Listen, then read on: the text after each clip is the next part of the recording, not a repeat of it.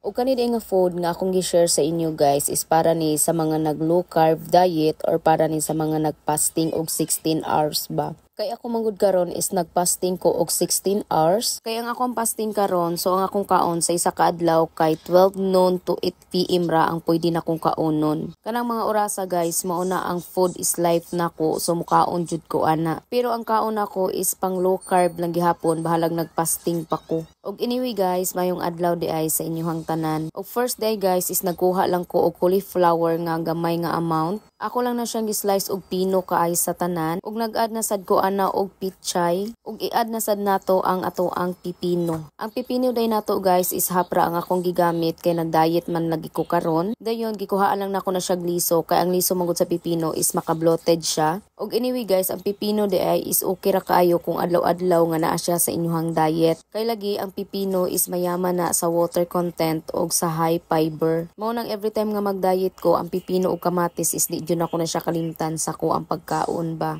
Og sa kamatis di ay kay isa ra ka whole kamatis ang ako ang giapil ana. Og nag-add na sad kog isa ka dahon sa lettuce. Kay ang lettuce mo unay naghatag po nato og fiber. So perfect sa kanang lettuce para sa tuang diet. Og next, nag-add na sa ko isa ka slice nga isda. Dayon ako lang na siyang gitimplahan og organic mushroom kay para na siya lasang gamay. Og nag-add na sa day ko nagduha ka itlog nga size large. Bago man ako crack sa akong duha ka itlog guys, so nag-add lang kog oats ana nga isa ka kutsara. Ato lang nang i-combine ang ato ang isa ka kutsarang oats ug ang ato ang cauliflower nga atong gi-slice og tagagmay. Og para na siya lasa, so ato siyang butangan og organic mushroom ug butangan sad nato siya salt. Dayon nag-add na sad ko nag chili powder guys, pero optional ra sad na kung gusto mo halang inyong pagkaon, so pwede niyo butangan, pwede sa dili ra. I-mix na niyo maayo guys para mag-combine ta ng mga ingredients nga tong gibutang ba. Pagkahuman na guys, isa ko na siyang giprito, so nag-add lang ko ana og gamay nga olive oil. Dayon gilunod ako ang itlog ug ako na siyang giukay-ukay until nga maugas siya. Ug nag-add na sa day ko ana guys og onion nga powder o garlic powder sad. Pero optional ra sad na guys. Pwede mo di mag-add ana kung wala mo ana sa inyong kusina ha. Next is ako na siyang gi-steam ang ako ang isda ug ang ako ang mga lamas. Nag-add lang day ko ang kamatis og sibuyas dahonan. Og giapil na sa ako pag-steam ang ako ang pichay. Og kanina nga food nga akong gi-prepare karon guys is para ni sa ako ang lunch ug sa ako ang dinner. Kay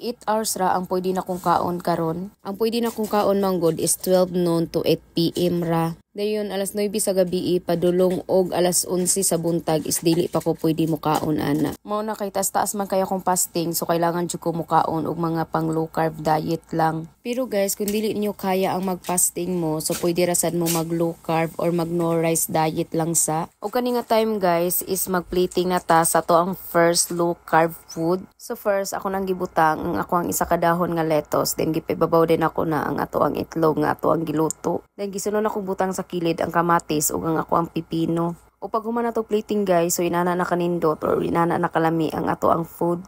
Ang itlog kung yung tanawon is marag dili siya itlog tanawon ba. Ug ang kanaling kamatis nga akong gi-add guys is lami kay na siya nga kamatis kay lagi tamis-tamis siya. Mao na ang ato ang first food low carb diet. Next na sa natong i-plating guys, ang ato ang ikaduha nga food, ang ato ang pang lunch nga food. Kani nga food is pasok gyapon ni siya sa low carb sa mga gustong mag low carb diet. So kailangan jud nato siya i-plating kay para makita nato kung unsa kalami or unsa kanindot ang atong gibuhat nga pagkaon. O kani day nga idea nga akong gi-share sa inyo guys is pwede ninyo sun-on kay para pod makakuha mo idea sa inyong diet journey. Kay lagi dali ra ka siya buhaton ug easy ra sad kaayo siya ba. Kay nahuman naman lagi ang ako ang plating mo nang time na nga mukaon ako kay lagi kani nga time is gigutom na jud ko. So inana ra day kadaghan ang akong gikaon karong lunch nako. So sakto-sakto ra jud na siya nga pagkaon para sa mga nag-diet or para sa mga nag-fasting ba. Kay once mag-diet manggo ka is di ka kailangan mukaon og daghan. Anyway guys, dire na day ko mag-end ug maoras na akong i-share sa inyo.